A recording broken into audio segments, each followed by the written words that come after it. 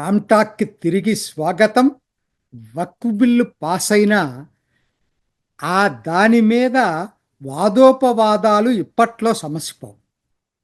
వివాదం కూడా సమసిపోదు. అయితే విమర్శలు ప్రతి విమర్శలు ఊహించినవే అయినా ఎవరు ఊహించని ఇంకో కోణంలో జరుగుతూ ఉన్నాయి. ఇప్పుడు అవేంటో తెలుసుకోవటానికి ప్రయత్నం చేద్దాం. ముఖ్యంగా కేరళలో ఇది కొత్త పుంతలు తొక్కింది. ఏం జరుగుతుంది ఇప్పుడు అనంటే అసలు చర్చ వేరే దాని మీదకి వెళ్ళిపోయింది. ఏమిటి అసలు? Rahul Gandhi leader of opposition అయ్యి ఎందుకు నోరు తెరవలేదు? కేరళలో నడుస్తున్న చర్చ ఇది. ఏదో మొక్కుపడిగా పార్లమెంట్లో కనపడి అలా గాయపైపోయాడు. ఎందుకిలా? అలానే అంతకన్నా ముఖ్య విషయం, ప్రియాంక గాంధీ అసలు పార్లమెంటుకే ఆ రోజు హాజరు కాకపోవటం, ఇంత ముఖ్యమైన బిల్లుపై చర్చ సందర్భంగా ఎందుకు గైర్హాజరైంది? ఎందుకిలా? ఈ ప్రశ్నలు నేను కాదు అడుగుతుంది. ఈ ప్రశ్నలు కేరళలోని ముస్లిం సంఘాలు అడుగుతున్నాయి. ముస్లింలలో చాలా పాపులర్ సంస్థ జమియత్తుల్ ఒక వ్యాసమే రాసింది దీని మీద. ప్రియాంక గాంధీకి 48% ముస్లింలు వైనాడులో ఓటేస్తే ఇంత ముఖ్యమైనటువంటి బిల్లు గైర్హాజరు కావటం ఏంటని సత్తార్ పంథలూర్ సమస్త కేరళ యోజన సంఘం దీనికి ఈయన పెద్ద ప్రకటన చేశాడు. ఏమైంది ప్రియాంక గాంధీకి, రాహుల్ గాంధీకి అంటే వీళ్ళకి ఓట్లు కావాలి, మళ్ళా మరి మాకు అవసరమైనప్పుడు ఉపయోగపడరా, ఏదో సింబాలిక్గా కనపడతారా? TK Ashraf general secretary Wisdom Islamic Organisation ఇదే పద్ధతిలో మాట్లాడాడు.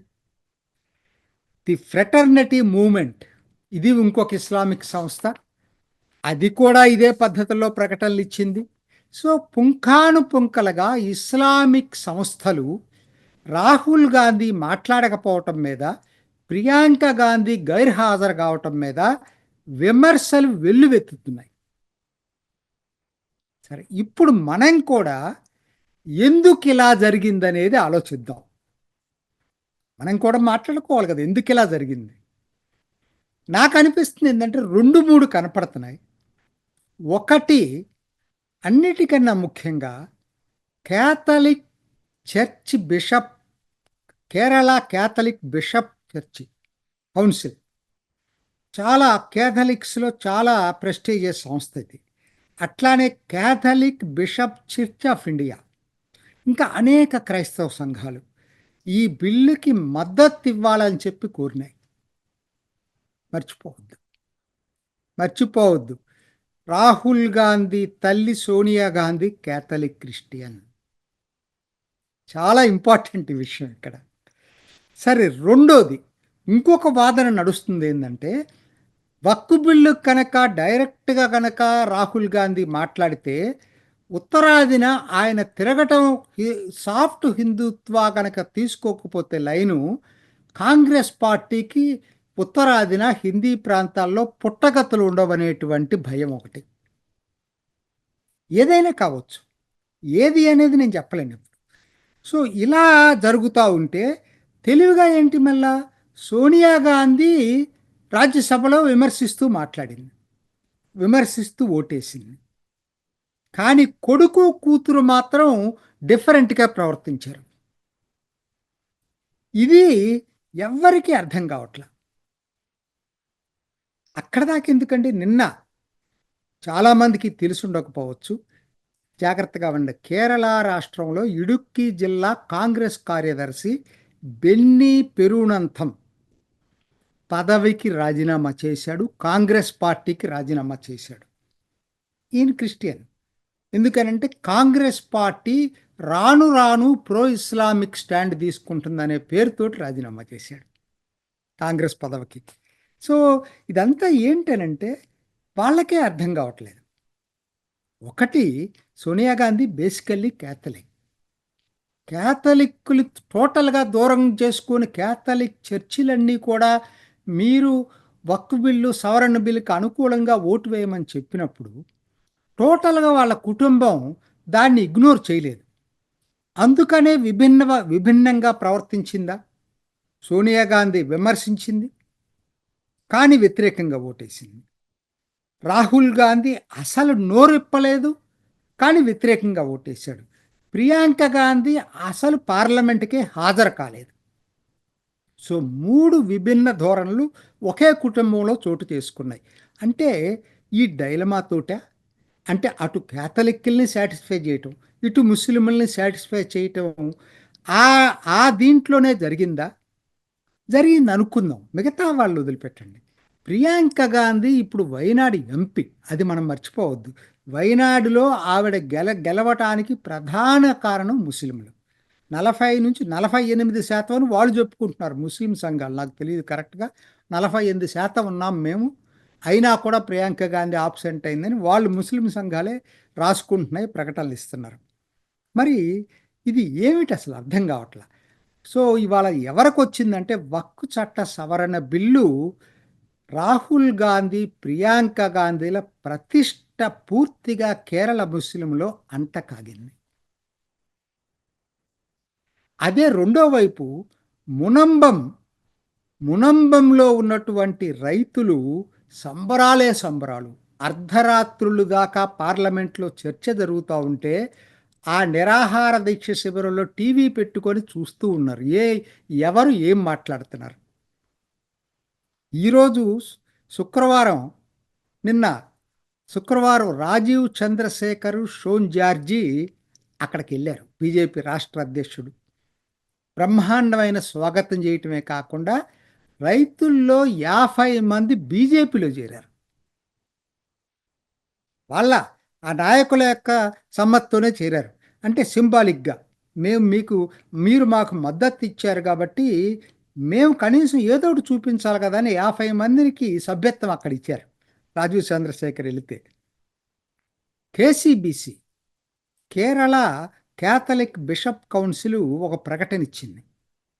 చాలా అసంతృప్తి చెందాం, మేము చెప్పిన కేరళ ఎంపీలు బిల్లుకు వ్యతిరేకంగా ఓటేశారు.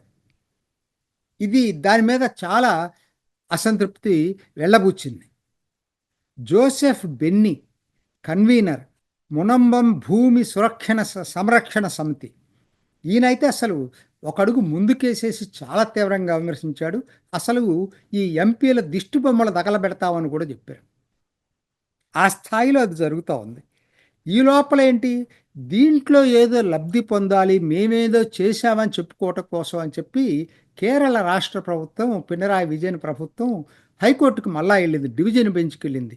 సింగిల్ బెంచ్ ఇచ్చిన ఆర్డర్ను కొట్టేయండి, మా కమిషన్ రిపోర్టు, కమిషన్కి ఎంక్వైరీ చేసే అథారిటీ ఉందని చెప్పి ఒప్పుకోలే హైకోర్టు. సింగిల్ బెంచ్ ఇచ్చినటువంటి తీర్పు అక్షరాలా కరెక్ట్ అని ఇచ్చింది. సో ఆయనకి అక్కడ ఫేస్ లేదు చెప్పుకోవటానికి.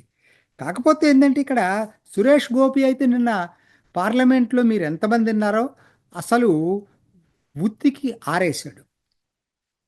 ఆ జాన్ బ్రిట్టా ఏదో ఎంపురన్ గురించి మలయాళంలో మాట్లాడాడు తెలివిగా. అప్పటిదాకేమో దీని గురించి మాట్లాడి అసలు మలయాళంలో ఈ బిల్లుకు సంబంధం లేని విషయం మాట్లాడాడు, ఎంపురన్ గురించి, మోహన్ లాల్ సినిమాని గురించి. అయితే ఈయన దాన్నే కౌంటర్ చేశాడు. మీరు ఇక్కడ అబద్ధాలు చెప్తున్నారు, మరి మీరు TP51 సినిమాకు ఎందుకు బ్యాన్ చేశారు? టీపీ అంటే టీపీ చంద్రశేఖర్ అనే అతను చంపేశారు. సిపిఎం, ఆయన ఒకనాడు సిపిఎంఏ, ఆయన చంపేశారు. దాని మీద సినిమా తీస్తే దాన్ని నిషేధించారు.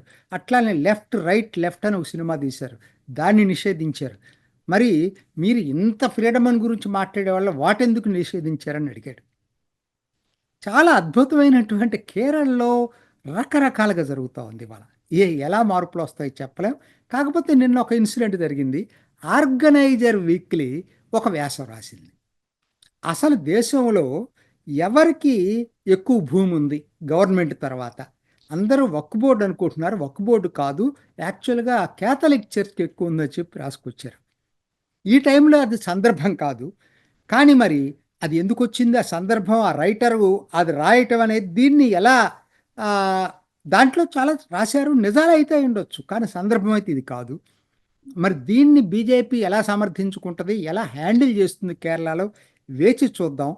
మొత్తం మీద మాత్రం వక్ఫ్ సవరణ బిల్లు కేరళ సమాజాన్ని ఓ పెద్ద కుదుపు కుదిపింది. ఒకనాటి మిత్రులు ఇవాళ దూరం దూరం అవుతున్నారు. అనుకోని కోణంలో విమర్శలొస్తున్నాయి. ఇంకా ఎన్ని రాబోతున్నాయో వేచి చూద్దాం. ఇది ఈనాటి రామ్ టాక్. ఇంకొక ఎపిసోడ్‌లో మళ్ళా కలుసుకుందాం. నమస్తే. చూసారు కదండి. మరి ఈ వీడియో కనుక మీకు నచ్చినట్లయితే ఒక లైక్ కొట్టేసి మీ అభిప్రాయాన్ని కూడా కామెంట్ బాక్స్లో తెలియజేస్తూ ఇలాంటి ఇంట్రెస్టింగ్ అప్డేట్స్ కోసం మా ఛానల్ని సబ్స్క్రైబ్ చేసుకోండి.